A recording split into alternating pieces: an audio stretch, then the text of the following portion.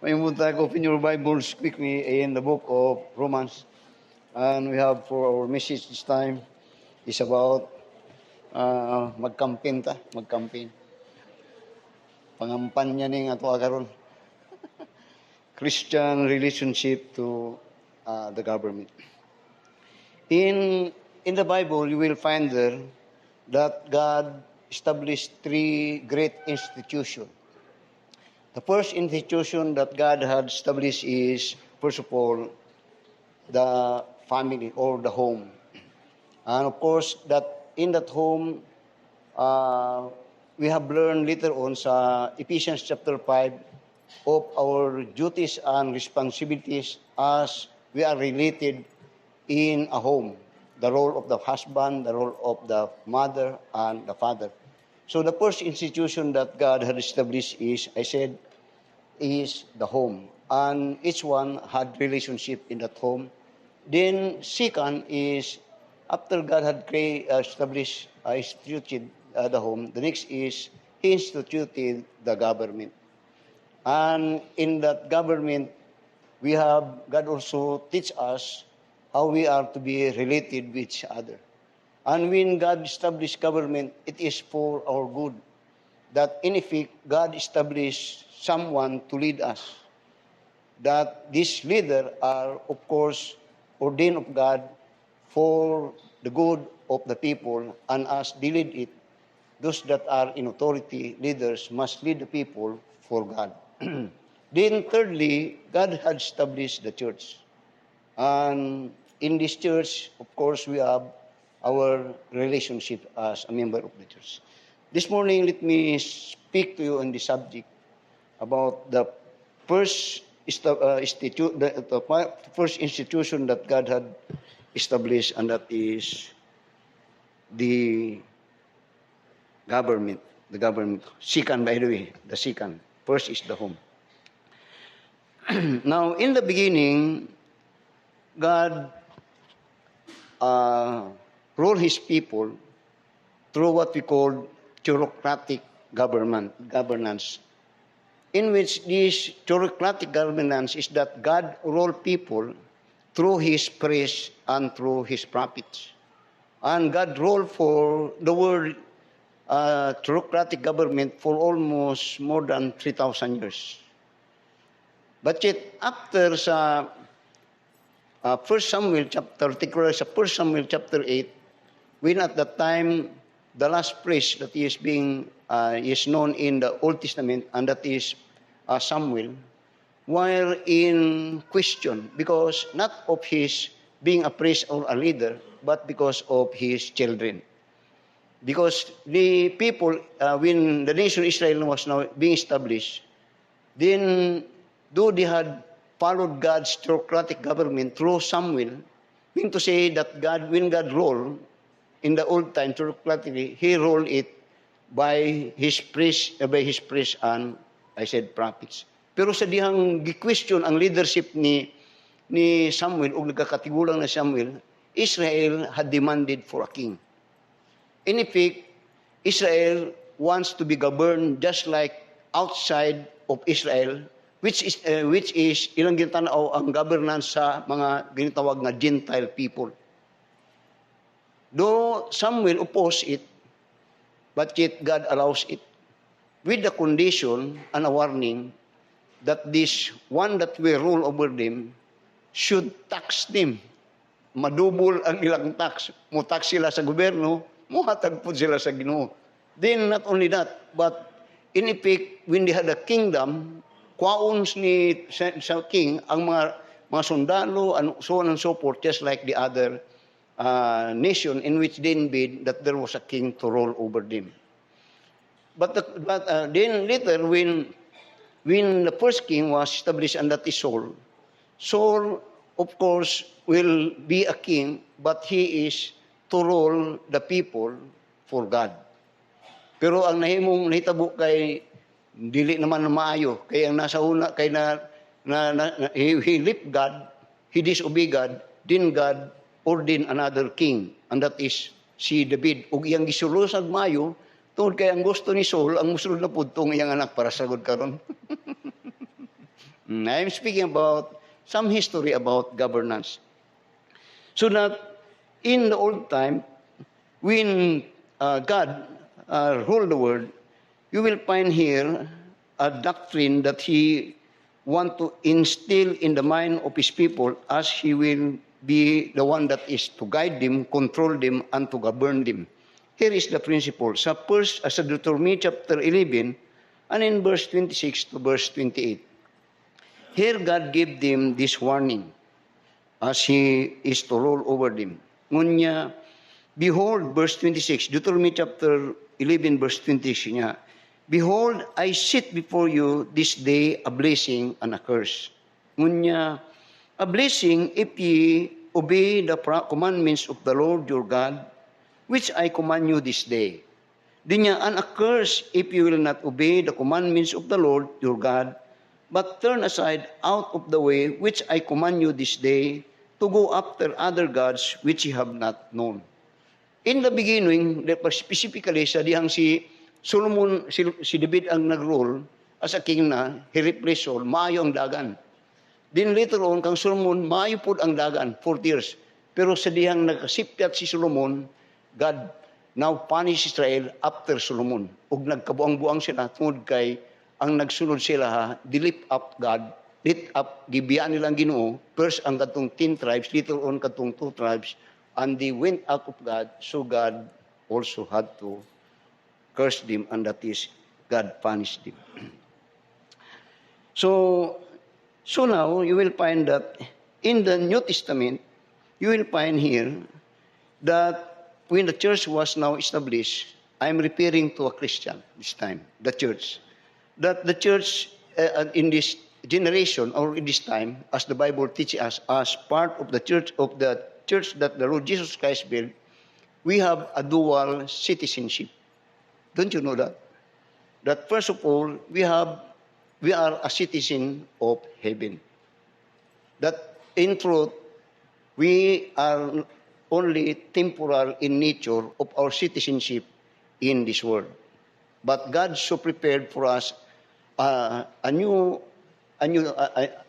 place which is called heaven, which is actually our permanent residence. And that is, you will find in Philippians chapter 3 and in verse 20. Di na ako magbasa-basa kaya akong ginahulat alas 11 na. So, but yet, while we are still in this world, though we are citizens in heaven, we are also likewise a citizen of this world. And being a citizen of this world, we are being governed by those that are in authority. And that is what we call sometimes the government. Masunod ko ninyo? Oh, nagatuon ta. So that so that actually when God ordained or installed leader, God desired for it. Again, I said that leaders are to govern, to rule people, all people, for good and for God. Na nahimo sila din ha, kay later makita nimo they are ordained of God by yun. They are there for good and for God. And in truth, from the beginning, when God installed government, the purpose of having government to govern people is for them to protect the lives of people and to protect the property of the people. Kana ang pinaka-main rason nga doon ay gobyerno. Nga iyang ampingan, proteksyonan niya ang kinabuhi sa mga tao nga iyang gigovern. Mo na doon king, doon ay warrior nga mo protekta na og ang ilang property. Pero later on, nagkakadako, hantod, halos na tanan, nga bisan ang kongreso nga tigbuhat o balaod, tuwa na, yan ang trabaho ng DPWH, trabaho niya ang DNR, trabaho niya ang DIS, halos tanan. Mamuliti ka ta karon para makasabot mo. But basically, God ordained government to protect the lives and property of the people. Kini ko yun yung pagtulong. Anyway, then, so I said that we have dual citizenship as Christian. and that is in heaven, which is God as the one that govern us. And in this world, as a citizen of the Philippines, we have the government, and we have responsibility as Christian to the government. Natay responsibilidad. O kini na responsibilidad makita dito sa atong relasyon nining panggoberno. Masuna ko ninyo. Sama usab sa panimalay. Nga sa atong panimalay, doon natay relasyon na diin nag-build up nining panimalay. Ang bana, ako ning ginabalik para masabtan nyo, asawa o mga anak. Matarong na kung mo sunod silang mga responsibilidad nga diin mo ay basyan silang relasyon o pagpakita silang relationship sa panimalay. Ing anak pod sa church. Much more in the government. Pero in this particular subject or doctrine about this governance, usahay wala daghan ang wala kasabot nini. Daghang wala kasabot nini. Much more nga bisang usahay sa panimalay, mo nang dili kayo mahitong panimalay ko ta kasabot aning responsibilidad nato. Much more also in the church. Pero di sa simbahan, I always preach about family. I always speak about the church. Seldom sa gobyerno. Pero nagawali ko ni kasagaran kung tiyempo eleksyon. Gani katong last year na din itong matong mga mayor o mga kandidato. And I preach to them about the subject. With all, of course, boldness from the Word of God. Walay pili-pili. So, with that, because we have dual citizenship, then we have also, I said, two responsibilities. Responsibility for God and responsibility for the government. Duha. Kanang responsibility for God as per the Christian is concerned, of course the church is in Matthew chapter 28 and in verse 19 to verse 20. We are to share the word of God. We are to preach the word of God. That is our main business. Ibutang yun na sa inyong hunahuna. Kay kung di ko magkalamot, sudlo na ito ni unya. Then, sa gobyerno, ang atong responsibility sa gobyerno karon muna ay atong tunan sa Romans chapter 13. Abri niyo mga Biblia sa Romans chapter 13. Amen. Oh my. I'm a little bit I hope nga nagaampo ko nga dili kayo ta mahimong masabtan nato ni. Masabtan nato. I have talked to one of our friend tungkol ba simbahan niya. This government, kaya itong panggoberno karon, you listen, is very disgusting and shameful. Si Salvador, maayo po ni mga ginamater mga gamit. Kapal ba ng very disgusting and shameful. That is a very bad word. Don't use that to me. I'll die. Now notice in Romans chapter 13. Here God tells us how we are to relate with the government and with the relationship, our responsibility. So notice in verse 1. Now sa verse 1. Yun niya, let every soul be subject unto the higher powers, for there is no power but of God. The powers that be are ordained of God. Verse 2. Whosoever therefore resisteth the power, resisteth the ordinance of God, and they that resist shall receive to themselves tunglo, damnation. For rulers are not as terror to good works, but to the evil. Wilt thou then not be afraid of the power? Do that which is good, and thou shalt have praise of the same.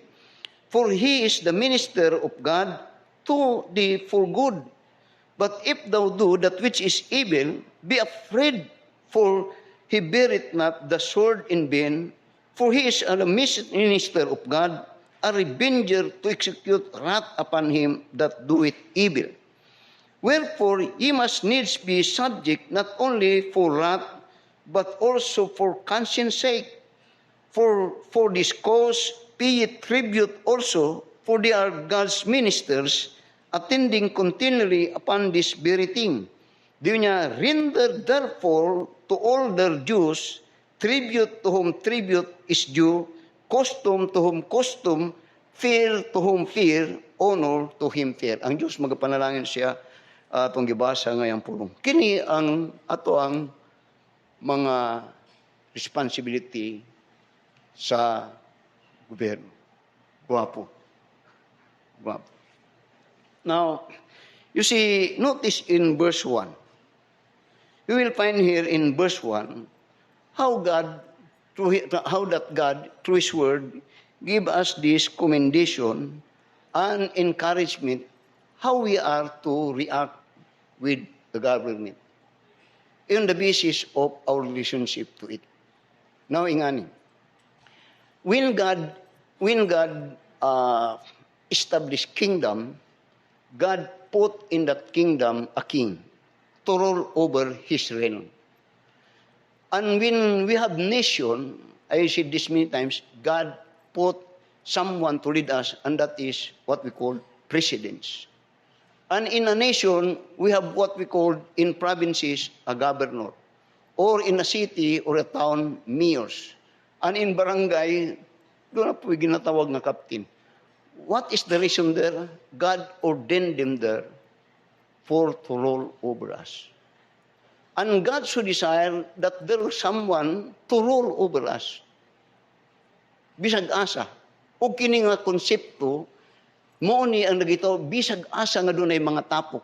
I mean to say, in every organization or every so-called department of government and so on and so forth, there is someone that God put there to lead people. And oftentimes, the intention actually, but the intention of this leadership that we install or in effect God chose them to be there is again for good. For good. And for course, if it is for good, for the benefit of the people that are being subject to their leadership. Gusto na ko ninyo? Then, so that now in Romans chapter 13, you will find here, by the way, as a background, when Apostle Paul wrote it, most of the members of the church are under slave, or are their slave, or under the dominion of that ruling empire at the time, which is the Roman Empire. And Roman Empire are brutal, actually, leaders. They are brutal leaders, and they are, most of them are ungodly leaders. So that if you recall, para madali na, if you recall, John the Baptist was beheaded in the hands of the government. And that is Herod. And likewise, not only John the Baptist, but Jesus Christ was crucified under the government which is headed by Pontius Pilate. And likewise, not only that, but later on you will find that even Paul was beheaded by Emperor Nero, which was the head of the government at the time. So that if you recall, it seems that almost all of God's people are being murdered by the government. But despite it, when Paul wrote Romans chapter 13, he speaks no condemnation of leadership. You go with me.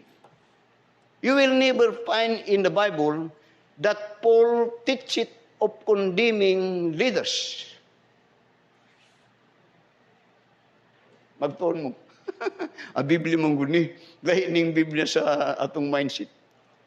So that notice in verse 1 now. Unya, let every soul be subject unto the higher powers. The word subject there simply means to submit, to be in subjection. It means to be a follower, to be a good citizen. Meaning to say, to submit, meaning to say, not to rebel. Di mag-rebel di. Di niya, ingon ako ganiha, it seems that even in the end times sa book of Revelation, you will find there, when the rise of the Antichrist and the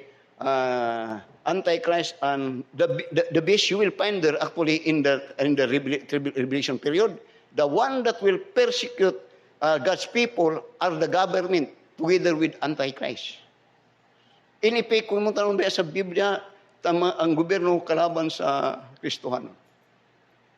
Pero when Paul wrote, and even the Bible, when you find studied the Bible, never did God or the Word of God tells us to condemn leadership. But instead, God tells us to be in subjection unto them. Now you see, this is a hard preaching. This is a hard teaching. Tama, sundak ko ninyo, Biblia man ka niya itong tunan. Pulong man ka sa Ginoo. Di niya, let every soul be subject unto the higher powers. Di niya, for there is no power. Bisag unsa nga power. Therefore niya, there is no power but of God. The powers that be are ordained of God. Now you will find that in the book of Daniel, when Israel or Jerusalem or Israel as a nation was now in captivity under Babylonian Empire, you will find there that the word was written by unbelievers. Very corrupt leader. Walay Diyos. Ang ilang Diyos, power and gold, position. If you go against them, putuli mo liog. Pero so that by the time nga the word roll, and at the time in the hands of Babylon, and that was led by Nebuchadnezzar, people are in subjection because of the terror of the leadership.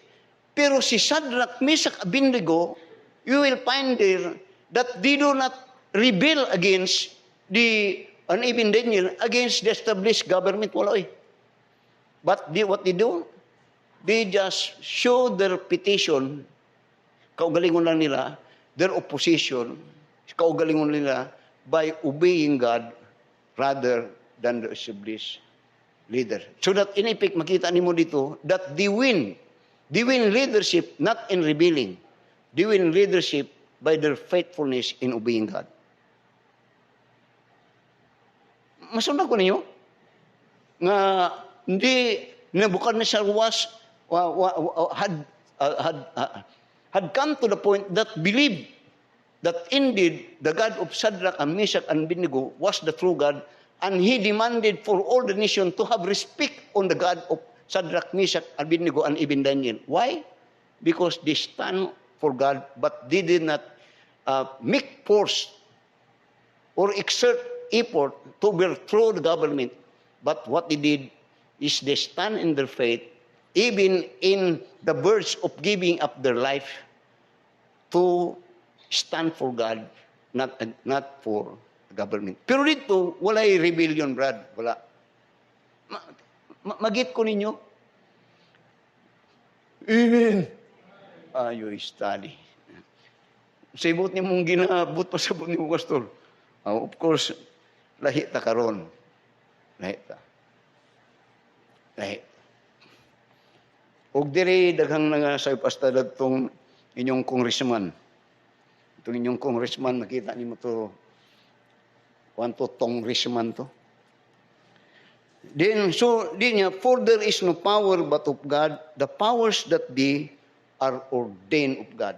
So that in Daniel, again, and in verse, tanawar ko, basahin na to para makita ninyo. In Daniel chapter 4, when the leadership, particularly at this time, si Nebuchadnezzar, murag ning pahambog na siya ba? But here he was reminded sa verse 17. Daniel chapter 4, verse 17, where here, God reminds him that he was there because not of his power, but it was the intention of God that he is there. It was God that put him there. Pero ang punta na, dili man ni Diyos nun Pastor, yun, muna ang gi-question ni Habakuk sa atong wali na Sunday. Dinungon niya sa verse 17, niya, this matter is by the decree of the watcher and the demand by the word of the holy ones, to the intent that the living may know that the Most High ruleth in the kingdom of men. Di niya, and give it to whomsoever he will, and set it up over in the vices of men. It is God that put din there, kung mong tanawon, ayang pagsabot. Din tanawon na po sa verse 25. Daniel chapter 4, verse 25 niya, that thee shall drive thee from men, and thy dwelling shall be with the beasts of the field, and thee shall make thee to eat grass as oxen, and they that with thee with the dew of heaven, and 7 times shall pass over thee, till thou knowest that the Most High ruleth in the kingdom of men, di niya, and give it to whomsoever he will. Then notice in verse 32, ikatulog yun ni gisulti sa Ginoo, sinining matawhanan ni, nga naghawak-hawak, pero dili ni mga mayong tao, di ni mayong mga leader. Pero kung mong tanawon, ang Ginoong nagbutang dili sila. Ang Ginoo. Now, so sabton, pero they speak about the sovereignty of God. But later on, you will find that God had a purpose in it. Now, sa verse 32 again, and they shall drive thee from men, and thy dwelling shall be with the beasts of the field. They shall make thee to eat grass as oxen, and 7 times shall pass over thee, until thou knowest that the Most High ruleth in the kingdom of men, and giveth it whomsoever he will. Ikatulog yun niya gisulti-sulti. Pero muna nga in the book of Romans now, chapter 13, diri gipalig-on ni Apostle Paul tong ginasulti sa Ginoo dito sa panahon nilang Daniel. Nga karon ingon niya, let every soul be subject unto the higher powers, for there is no power but of God. The powers that be are ordained of God. Now, abini mo, lisod karon ko yung i-apply karon diri. Lisod ka ni sabton. Ano say lisod sabton, pastor? Ay, tiyaw mo na nga mga dili magtuto, tao nga di kasaligan, tao nga bakakon, ang halos tanan, puros mga bakak ang nadi na. Then, nga niya klase ang gipili sa Ginoo para sa ato. Pero dili na mga yun. No, sorry, Lord.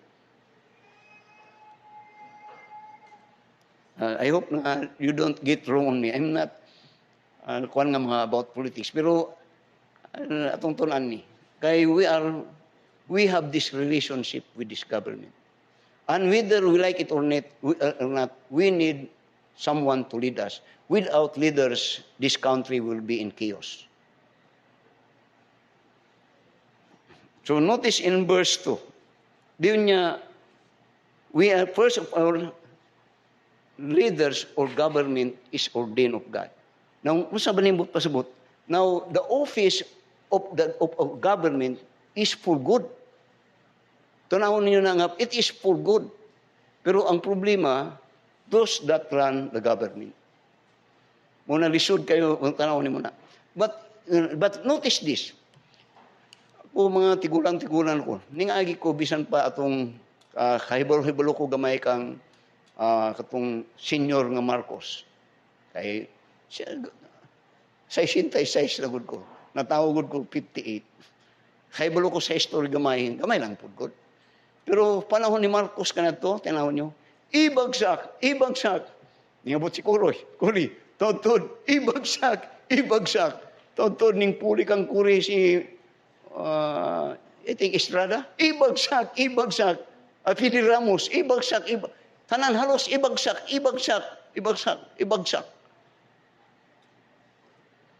Murag wala gyud maayo. Hantod karon ni Barsa.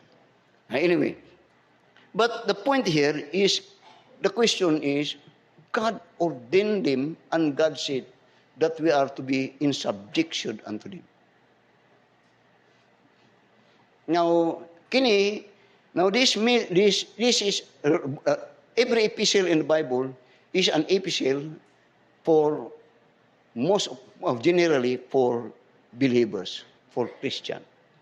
So that kung karon nga panahon Bisag ka na to pa, ang Christian dapat kay balo mo react. So notice in verse 2, Lord, tabangi ko, kay kuan ni. Pero I preach many times on this subject. And not only here, usay sa mga gobyerno na mag-Bible study ko. Sa verse 2, niya, whosoever therefore resisted the power, din niya, resisted the ordinance of God, and they that resist shall receive to themselves damnation. Notice how God strengthened kining position or kining gi-ordain niya nga mga tawag nga ministers or higher powers. That in effect, God is stealing something that is not good when we go against it. Masundan ko ninyo?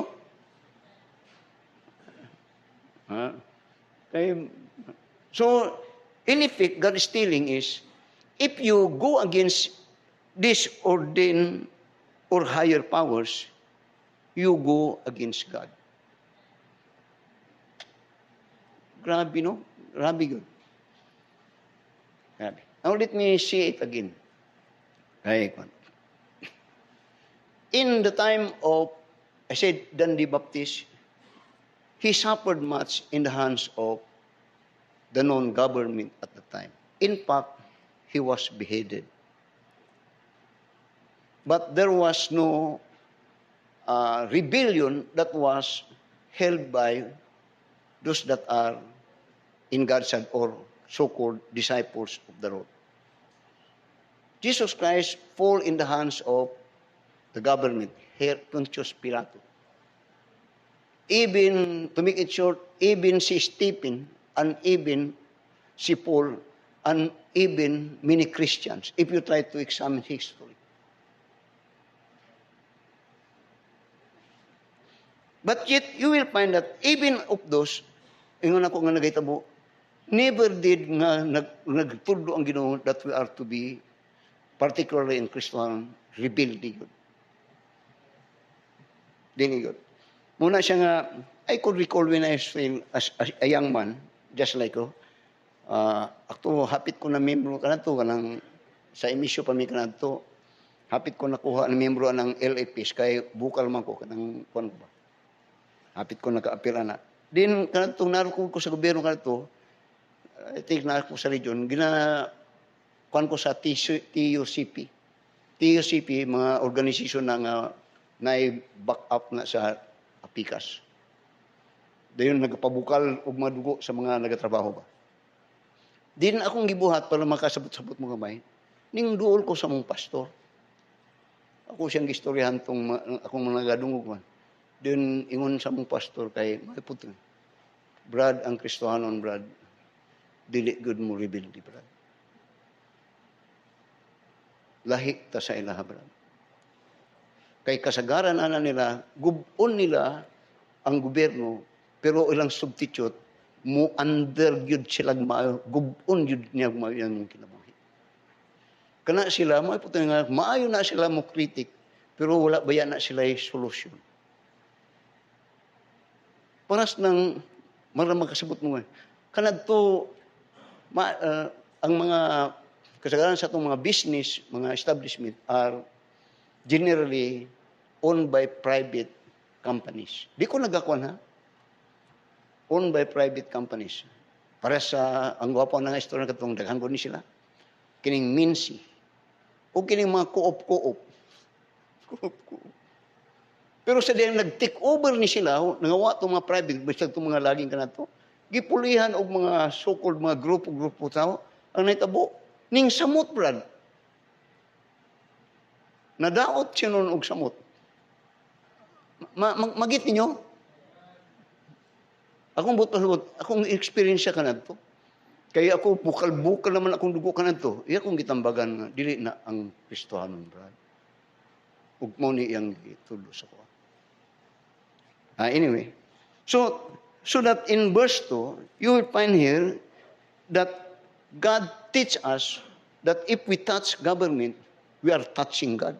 Kuyaw kay Brad. Tanong sa verse 2 niya, wherefore, therefore, niya, Whosoever therefore resisteth the power, resisteth the ordinance of God, and they that resist shall receive to themselves damnation. Then notice what God tells us in 2 Timothy chapter 3. In 2 Timothy chapter 3 and in verse 2 Timothy 1 Timothy chapter 2. Now you see, it is for me, prangkanta mo, it is hard for me na usahay makadawat na ini ng kamaturan, knowing that, to be honest, our leaders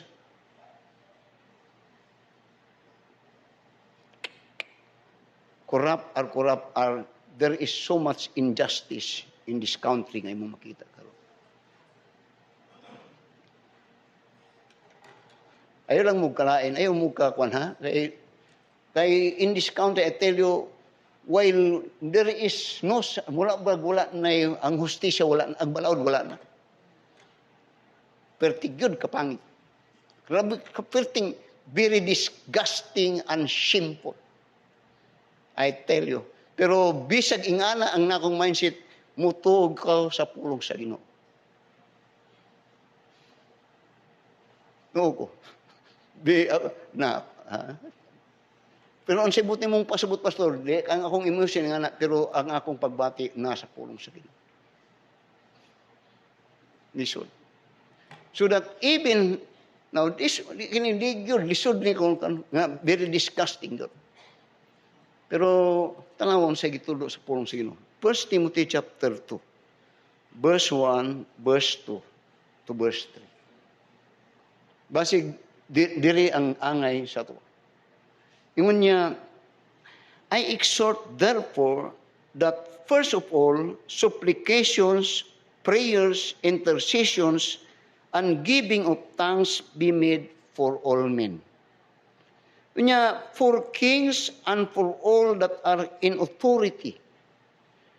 Diyon niya, that we may lead a quiet and peaceable life in all godliness and honesty.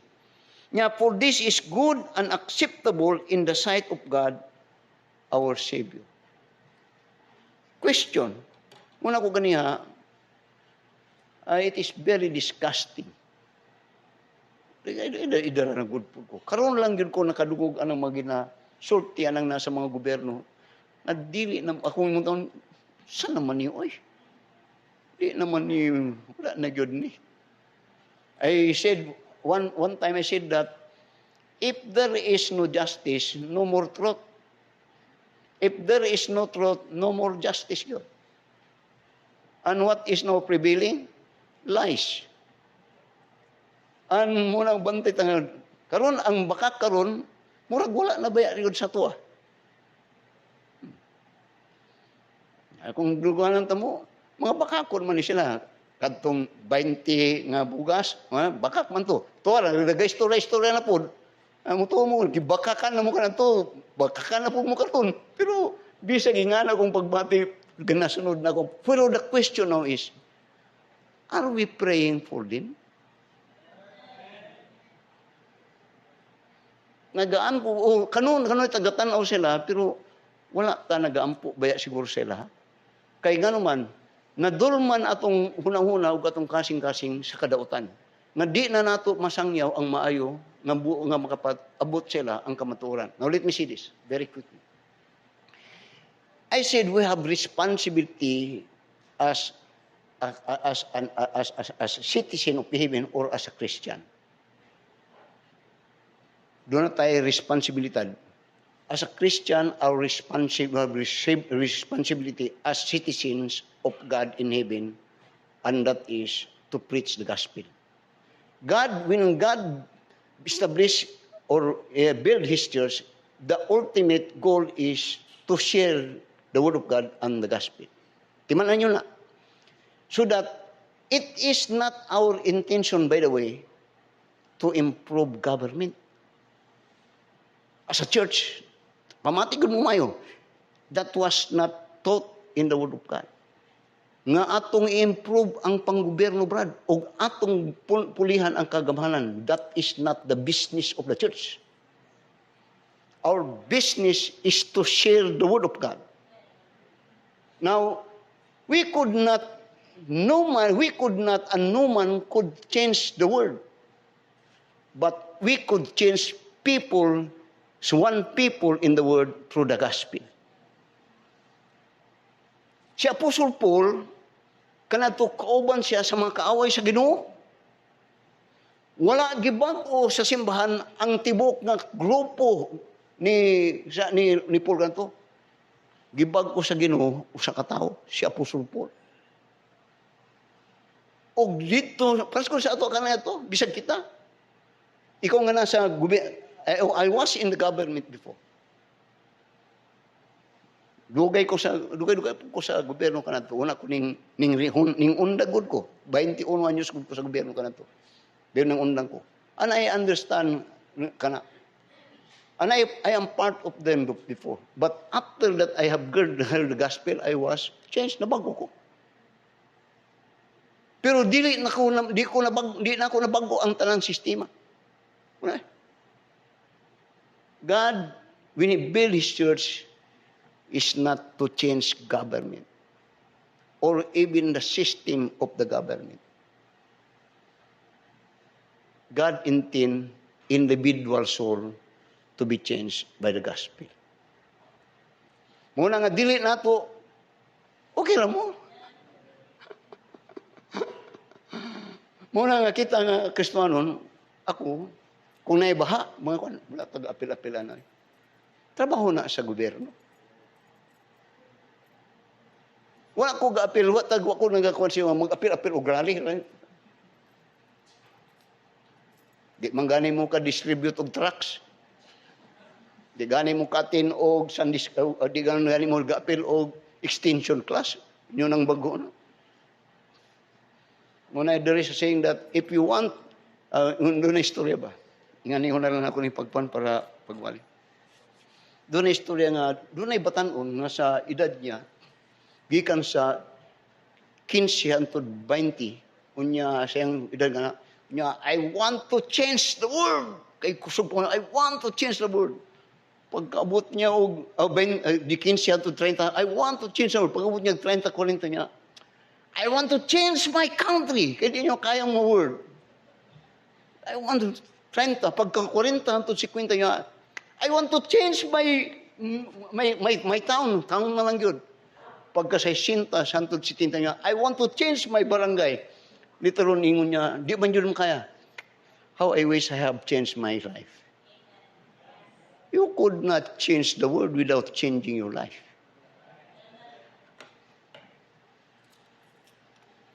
Muna nga, bisag kinsa magpilo-pilo din ha, bisag kinsa mupuli din ha, nagyapon tong basta dili, more gyapon siya. So that notice in 1 Peter, before we return back, notice what it says in 1 Peter, chapter 1 Peter chapter 2. 1 Peter chapter 2. Notice in verse 13. Ingon niya dito sa, atuntang mo sa mga butang nga dapat natong himuon. Dito sa 1 Timothy chapter 2, pray for them. Now, you see, you could not change the world. We could not change this country. It is all, only God could change it. Not the country, but those that are in that country, individually. Para sa atong panimalaygot, dili tanan sa atong panimalay maayo. Usahay mo adto na ta dito sa kwan, pero sa atong panimalay usahay, dili baya gyud pod kung mong tanawon. Sa atong panimalay na mismo, sometimes the father and even mother could not govern rightly ilang panimalay.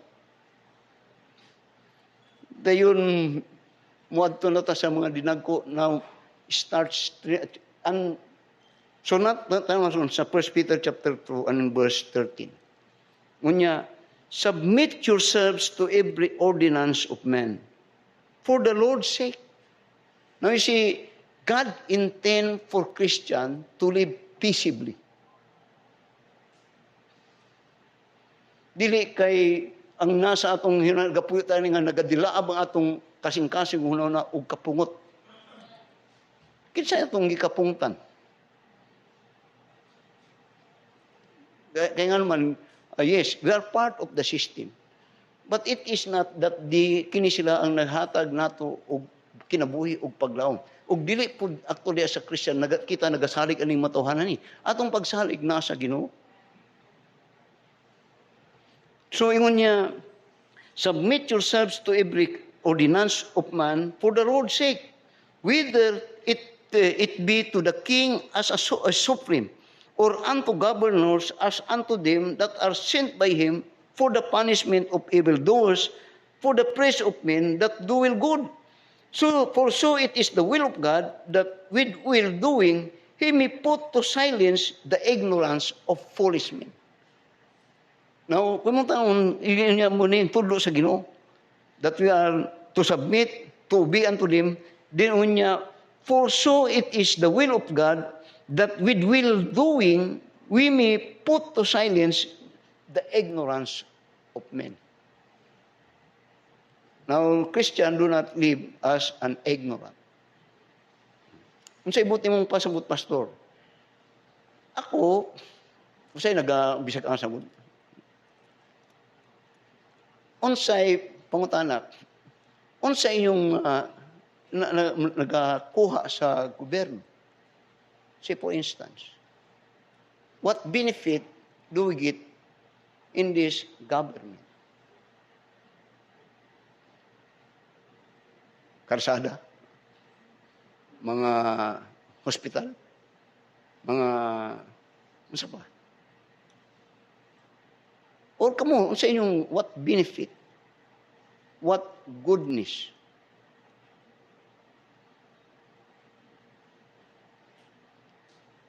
Then you will find again, you answered that. Now notice now in 1 Timothy, before I return back sa Romans. Tanong mo sa 1 Timothy chapter 1. Notice in verse 8 to verse 9 to verse 10.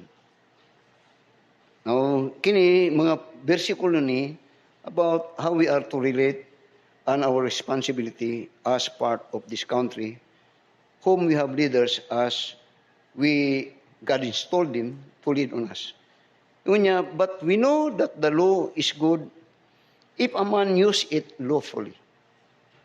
Then, knowing this, that the law is not made for a righteous man, but for the lawless and the disobedient, for the ungodly and for sinners, for unholy and profane, for murderers of father and murderers of mothers, for manslayer. Nga ang ilifik, ang iyang utuyuan nga naan sila, not only to burn us, and to make us a better citizen. Nga bisan pag magkaunsa-unsa na sila, nabaya balaod nga, if you kill, you have to pay for it. If you steal, you have still to pay for it. Wala na siya mawana. Pero ang mayo, nga if you're Christian, you still, even if you're under in this government, usay di ka kasabot, usay bisag di ka ganahan, pero di bot pasabot, nga maparehas ka nila, nga sama, nga walay panggoberno, walay pambalaod, nga nagaimong ginasunod. Dili eh. Magpabilin ta nga maayo nga citizen. Kay ang makalakay ta of the terror of this government that they enforce the law by obeying the law. Muna nga ingon niya, knowing this, that the law is not made for righteous man, but for the lawless and disobedient, for the ungodly and for sinners, for unholy and profane, and for murderers and fathers, and murderers of mothers, and for slaves. Now let me say this to you. Dunay butang nga gusto na kong himuon. Litli yun. Bagura yun ito nga. Pero wala ko ito himuon. Kay bisag, nag-struggle ko ato. Kay pwede akong ginataw, kiningani sila, bastos man, wala man yung mga kuwan ni matawhanan. Pero kung ako po ding himuon, kay mo, ako rason nga ako po ding himuon. Pero kung ako po ding himuon, naparehas po ko nila. Then di pagod maayo, kung halimbawa mahibawaan nila, makasuhan ko, mapriso ko, magana ba? Pero ang point is that, if the world is going like that, as a Christian, dili good.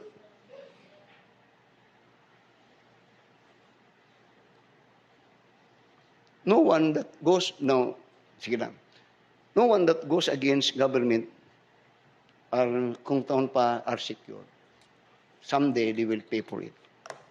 So the verse 9, no verse 10, muna ko niya. For warmongers, for them that defile themselves with mankind, for men stealer, for liars, for perjured person, and if there be any other thing that is contrary to sound doctrine. That is what the purpose of the law, in which the law is being imposed of those that are in authority, and that is the government. Now notice, masunod ko ninyo? Now notice, balik sa Romans chapter 13. Ingon niya sa verse 2 niya, whosoever therefore resisteth the power, resisteth the ordinance of God, and they that resist shall receive to themselves damnation. Meaning to say, the law is still there. No matter who runs the law, but the law is still there. You will be accountable according to your obeying or disobeying the law. It must be enforced. Maybe, dili pa karon, but later, maabot kaya po na. So, karon sa verse 3, notice what God says now about this.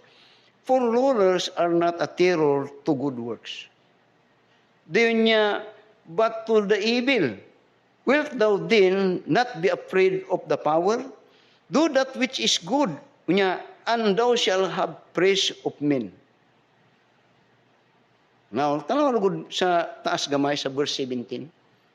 Sa Romans chapter 12 and in verse 17. Tanawa ang commendation sa Ginoo sa pagkimalubuhi sa mga Kristohano. That despite nga now you see, when the book of Romans was written, the word was written by a very terror, ang tawagon na governance, and that is the Roman Empire. Ug ang mga Kristohanon at that time are not only slave, but even they are being deprived, and they are even, si Paul was killed, beheaded by the empire of the Roman. But yet, when he wrote it, I said, he wrote it with no condemnation. Then notice in Romans chapter 12 and in verse 7, tanawa ron ang iyang tudlo. Now, this is no revenge. This is godly principle na gusto niya ipaabot sa tanang magtotoo. Sa Romans o sa Christian. Tanawa sa verse 17. Makita nyo?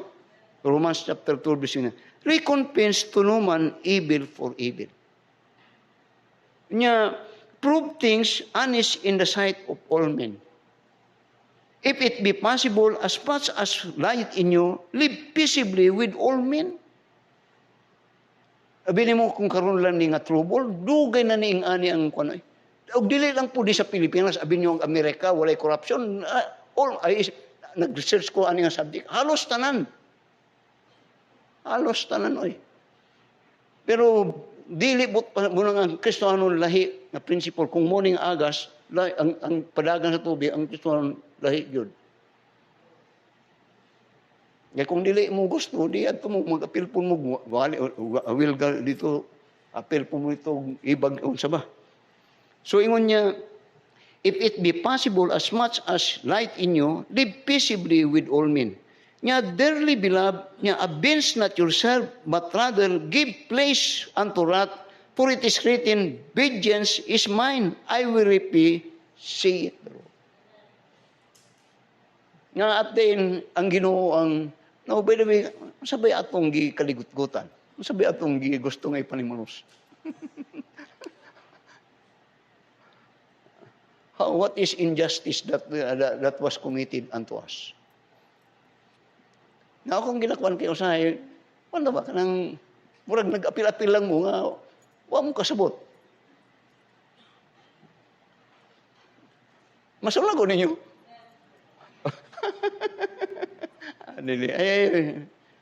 I said, we are in, pero dili lang ko diri. Sa East Timor, sa Congo, Sudan, and every other, halos, dinari all. all of the world. We are living, specifically, we are living in this very corrupt and very injustice world or this kung kuan pa kini nga panahon. Pero ang pangutana, unsay ato ang reaction? Unsa? Some says we need to have a contribution. Pangutana, sa gitong unsang contribution as a Christian? Our contribution is to pray. 1 Timothy chapter 2. 1 Peter. So ingon niya, doon sa verse 19, Dearly beloved, avenge not yourself. Kani personal na niya, doon na epekto siya, but rather give place unto wrath. For it is written, Vengeance is mine, I will repay, saith the Lord. This is God's refuse, ang Ginoo. Din niya, therefore if thine enemy hunger, niya feed him. If he thirst, give him drink. For in so doing, thou shalt heap coals of fire on his head. Now, tanaw sa verse 21. Tanaw sa verse 21. Be not overcome of evil, but overcome evil with good. Romans chapter 13. Notice now in verse 4. Yun niya, verse 3. For rulers are not a terror to good works, but to the evil. Wilt thou then not be afraid of the power? Do that which is good, and thou shalt have praise of the same. For he is the minister of God to thee for good.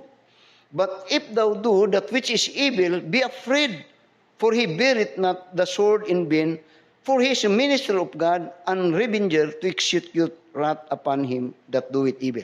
Na kung nainumdum mo, atong wali na ko last Sunday, it's about Habakkuk. The just shall live by his faith. Nga siya Habakkuk, iyang question ang Ginoo. Kaya in his time, there is too much corruption and injustice. Iyang gidiman sa Ginoo, nga mag-action ang Ginoo.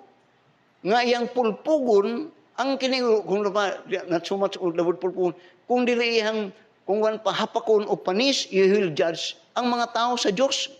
Because they seem now to forget God, and they are now so corrupt and so materialistic. What God did, yun niya, ikaw Habakuk ba? Mo kung hagit-hagit nga wa ko gihimo nga action para aning mga imong mga katawhan Israel. Di mo kung sultihan ta ka basig makuyapan ka. Dingon ni sa Ginoo abi nimo ang Babylon akong giandam para mooy akong gamiton para magpanis sa inyo. Nan hinumdum mo na pagsulti ni sa Ginoo nga he is preparing the Persian or the Babylonian Empire to be used of God to wipe out ang Israel.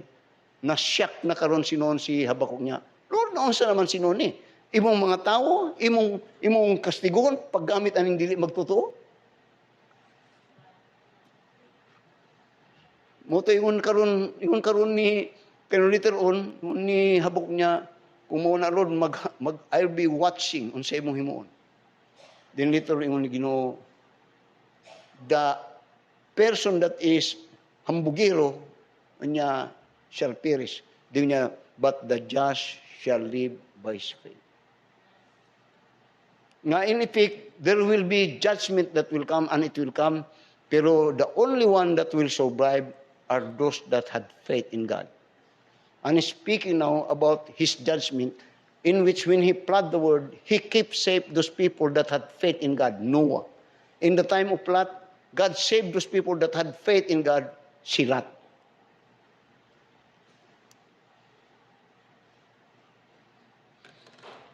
So, notice in verse 5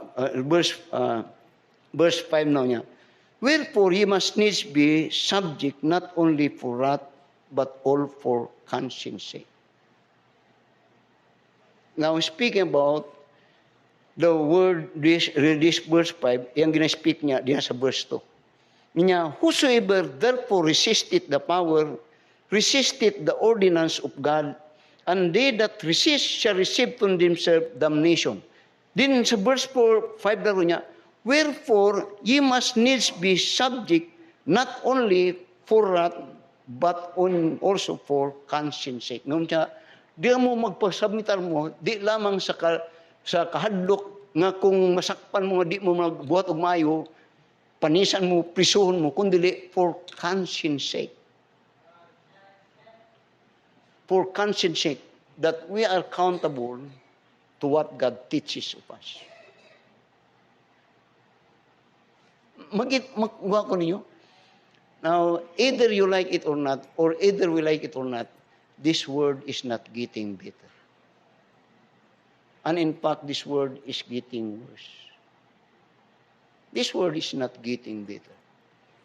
It's getting worse.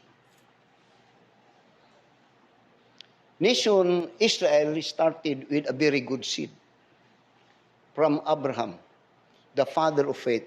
Later on, it was corrupted. They forsake God and God kicked them out. This church started with good, the Lord Jesus Christ. Nagaklautan. Now, tanaw ron, 2 Timothy. Andama inyong kaugalingon. This word is not getting good. It's getting worse. Andama inyong kaugalingon. Ayaw gyugto nga nagakaayo ni. Pero the just shall live by faith. Tanaw sa 2 Timothy chapter 3. Notice in verse 12 to verse 13. Ngunya, ye and all that will live godly in Christ Jesus shall suffer persecution. Pero ingon niya sa verse 13, but evil men and seducers shall wax worse and worse. Now, tanaw ko ang ilang kabuang, deceiving and being deceived. Ako nag-listen ko sa pero the first thought is that this word niya, but evil men and seducer naga-worse, ug tini nagtabo. Dili sa verse ni niya, later on, sa niya, deceiving and being deceived. Doon tayo membro dahil kanadto. Panyo ni, maayo ka siya mo deceive. Si ma'am pa na-deceive yun, adaghang na nga-deceive. Pero siya nasisib yun siya maayo po. Di ba? Huwag na ganyan. Sibot niya mong pasabot, pastor. This is the trend of the word. So, pero ang maayo, mo tayo sa Ginoo, ang tao sa Ginoo magpabilin nga magkinabuhi, nga matinuohon sa Ginoo, whatsoever happen, the just shall live sa iyang pagtuo. So the key now is what do you believe in your Savior or in the Lord Jesus Christ? Muna siya nga ang Kristohanon, kumusta? Ano sa imong pagtuo? Daghang musulti ka doon ay pagtuo. Pero muna kung ginasulti sa nga, na pagtuo pero way baluganan. Ang buot pasabot, wala gyud ba ay pagtuo? Kaya ang tinod nga pagtuo mo barug na. Ako tong gisulti later dito kung gusto niyo balik na ako, ma-offend mo. Para saan karang namatyan. Kaya bulok ka nga membro na diri. Lain-lain ito ang magwali-wali. Nga santang buhi pa siya nga di mangganit siya madto-ato nga simbahan. Then ikaw karon nga buhi pa, unsay mong baruganan? Motoingon ako nga, di po guluan. Ngun ako dito sa Lubunturan, wala ko mahag, wala, it is my joy. Why full service ka taman-taman? Nga naman, distant. Ang uban dili kay balo, nanigulang na, why kay balo baruganan? Tingnan na ako'y pagtuo, unsay mo pagtuo? Barugi mong pagtuo. Klase, nanigulang na mong Kristohanon, wa mo'y baruganan. Then yun, we are, separatist man ta, pastor. Asay mong separation ron?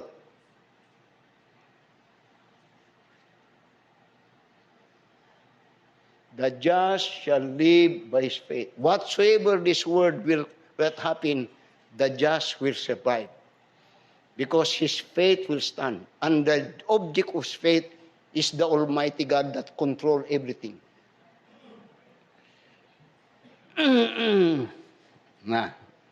So, lastly, notice in the book of Habakkuk. Now, daghang mga butang usahay ah, mga butang ang pagtulunan pod nato ugod. Para sa ani karon nga nagahitabo, I always say that uh, as a citizen, as a part of this government or even in this nation, natay mga good nga mga katungod. Muna ingon ako, kalma lang good mo. Ay mo kalma lang good ta. Pero usay nagapadayag ta. Yun ako, your time nga magpasibaw ka, katong exercise nimo ang imong katungod. Ug dito sa eleksyon na lang gyud mo magkuan ko. Kaysa mo apil-apil po ta ng mga pandiya nga murag what contribution? Our contribution is to pray because it is only God that could change. Tanong sa Habakkuk chapter 3. Notice in verse 16. I am about to, and I'm going to close now. Ingon niya, when I heard, my belly trembled. O kung kurug-kurug si Habakkuk ani. Because he's desiring to have justice. He desiring to stop the evil and wickedness of the people and even in the world. Sa dihang gisultihan siya sa Ginoo, sa iyang solusyon sa Ginoo, tremble siya. Ingon niya, Pasko na ni atong kuan nga, unsa atong in our relationship with the government, unsa man ta? Ingon sa Romans chapter 13, mo to ta.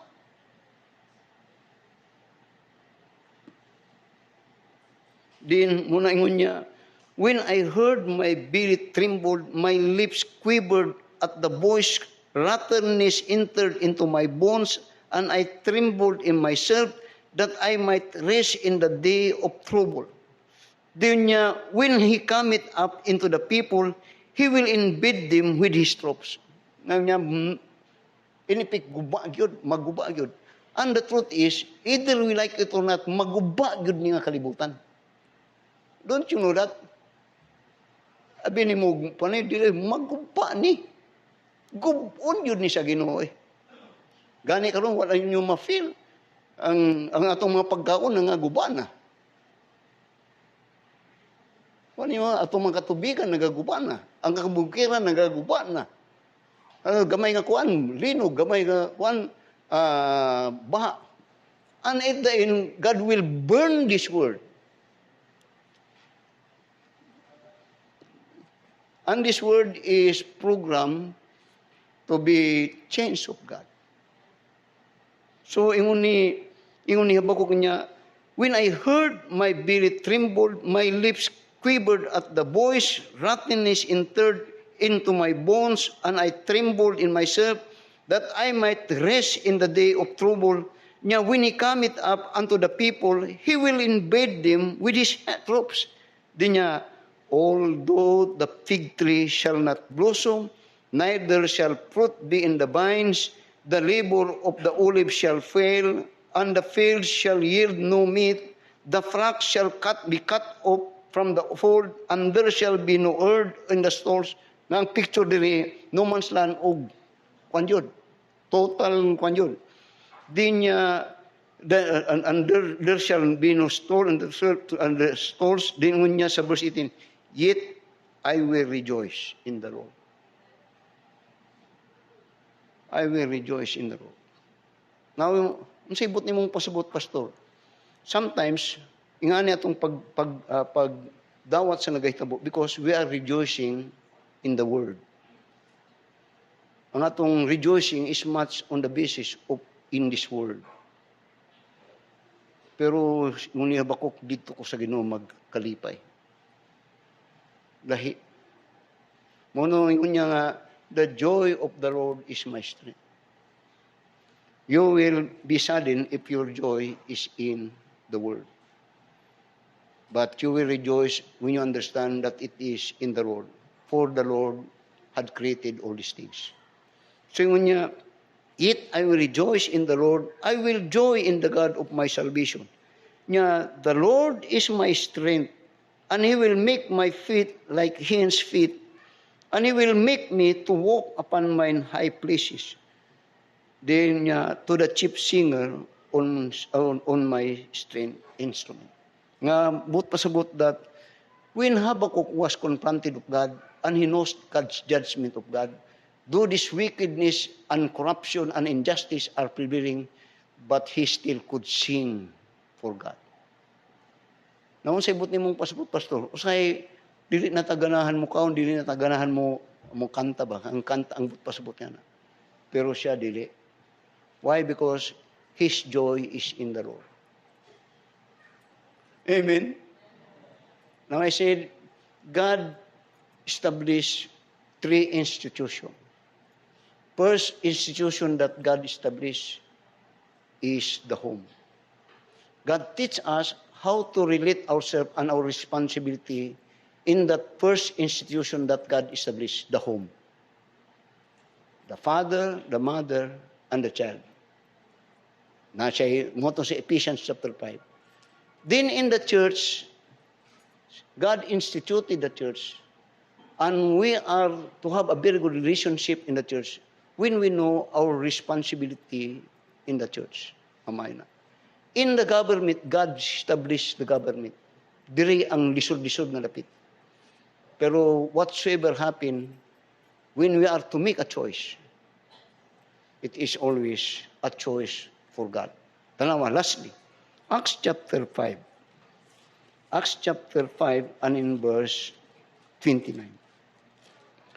Acts chapter 5 and in verse 29. Ang mga Kristohanon diri, they are being persecuted. They are being considered to be an enemy of the state. They are being hunted. And they are being always in question. Pero tanawa ang sa gisulti niya. In Acts chapter 5 and verse 9, ingon niya sa verse 28, niya, saying, did not we straightway command you that ye should not teach in this name? And behold, ye have filled Jerusalem with your doctrine and intend to bring this man's blood upon us. Then notice in verse 5. Then Peter and the other apostle answered and said, we ought to be God rather than me. Let us all stand up and let us pray. Our dear Heavenly Father, Lord, salamat sa mensahe nga gipaabot nimo kanamo in relation with this subject, the Christian relationship to the government. Ginoo, truly, kung tawhanon nga pagbati ang amo ang pagasundon, daghang mga hunahuna o kasing-kasing mainiton sa mga issues o mga nagahitabo din kanamo. And this is very sad. But yet, for us Christian, doon na kay gihatag nga pagtulunan alang kanamo. That we are to remain sober. Because God had many plans and had planned for it. Now, sahay, we look always on the negative, but we do not see the positive side on it. Or sometimes we keep on blaming and blaming, but yet, wala mi nagahuna-huna nga you have commanded us to pray for them. And also, Father, usahay kung di mi magbantay, ang among hunahuna ginagamahan sa mga butang nga dili usahay maayo. Nga in effect, usahay makalimot kami dinha sa pagmainampuon, o dinha sa pagtuon sa imong mga pulong, o paghinumdum sa mga pagtulunan nga imong gihatag din kanamo. Help us, Ginoo, nga kini mga pagtulunan, mamahimong kanamo. Tinuod na kami mga katungod. Ug tinuod sa panggobyerno nga panghunahuna as being also what we call to be citizen in this place. Doon na kami mga katungdanan ug doon na kami mga katungod ug kana among paggamiton sa panahon nga kinahanglan nga buhatag kami mga desisyon. Tabangi kami, Ginoo, to be sober. Ug nga tabangi kami nga kanunay nga motanaw that history tells us that this world is not getting better. But yet, God tells us that as Christian, we have true citizenship. Our final and true citizenship is in heaven, but not in this world. So, bless Lord as you've been blessing your message, I pray. In Jesus' name, amen. May God bless the message that we have heard this time and pray something. pray for what is happening in this world. Not so much about those mga pagbati. Kanang yung mga pagbati ng mga mainiton, yung kanunin ako nagasulti, ipasubaw na at the time of your judgment. At the time nga mo hatag mo decision sa inyong mga pag-appeal. I am not demanding kinsa inyong butahan, but whatsoever. Pero mo na ang panahon nga yung mapagawas ang inyong mga sentimento. Dili kay mag-appeal na ng mga dapita nga that's not the business of the church. Our business is to share the gospel. My faith goes up to thee, the Lamb of Calvary, Savior divine. Now hear me while I pray, take all my guilt away. Oh, let me from this day be wholly thine.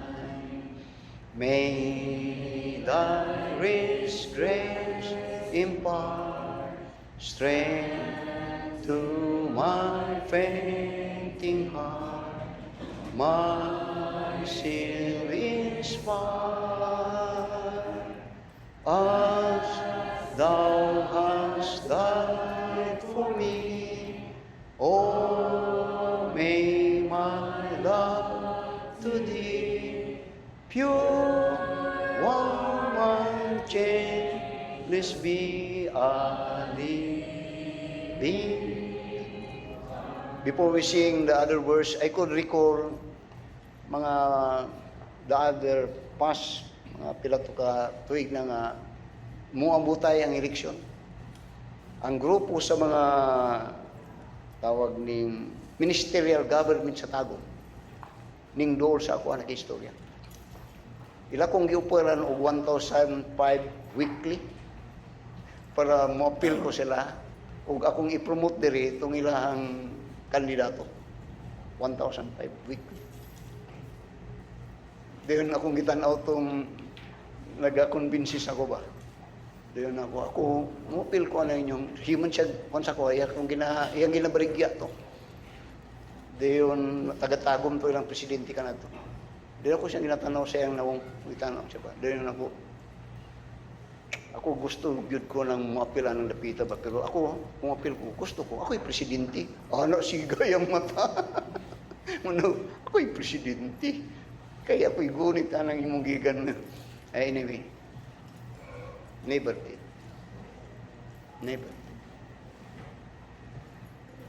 The work of the church and the work and the ministry of the church is not to change the government,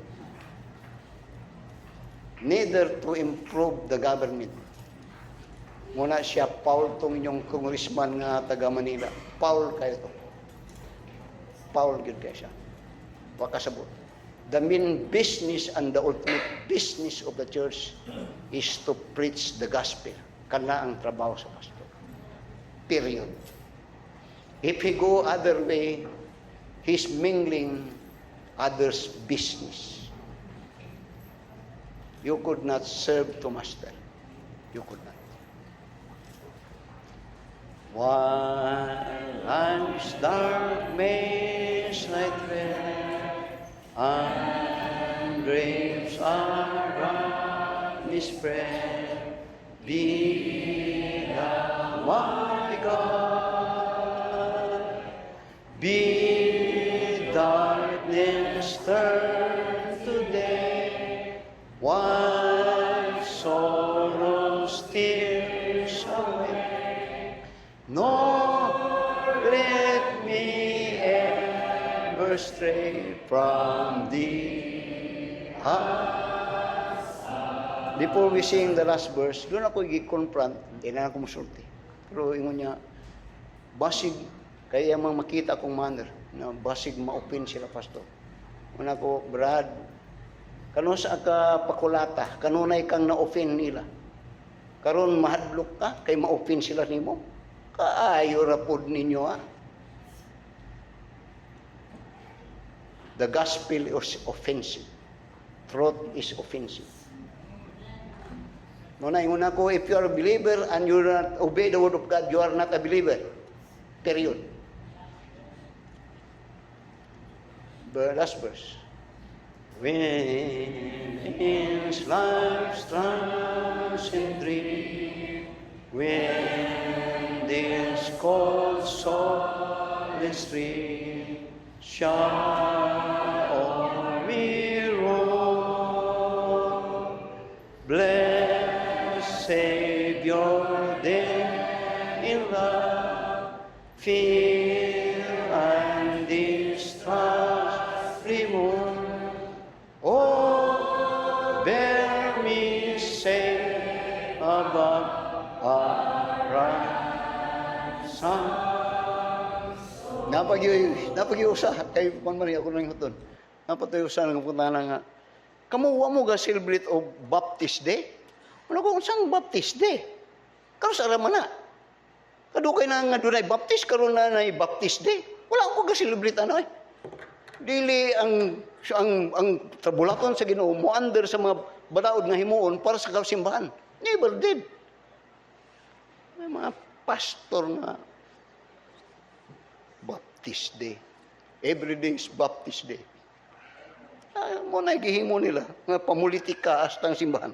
Nya sunod-sunod pud ni mga way bugok nga mga pastor. Ay sorry.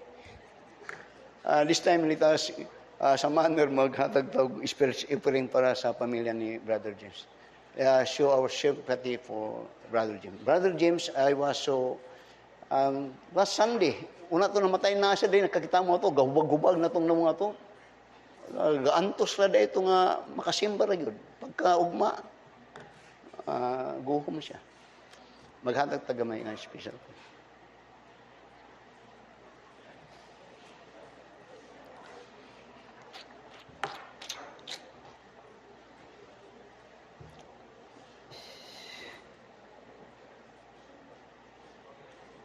Pray for our country.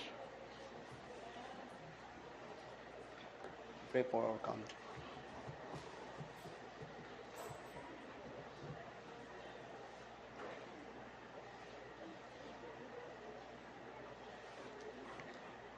Okay, let's bow down our heads for prayer. Our most gracious and loving Father, Lord, salamat sa mensahe mong gihatag kanamo. I have prayed much on it, Lord, o nagsulti ba ako nimo nga give me the right word, and always believing that you have that word. So bless thy people as you have been blessing us, and we continue to pray for thy help, on our leaders and in this country.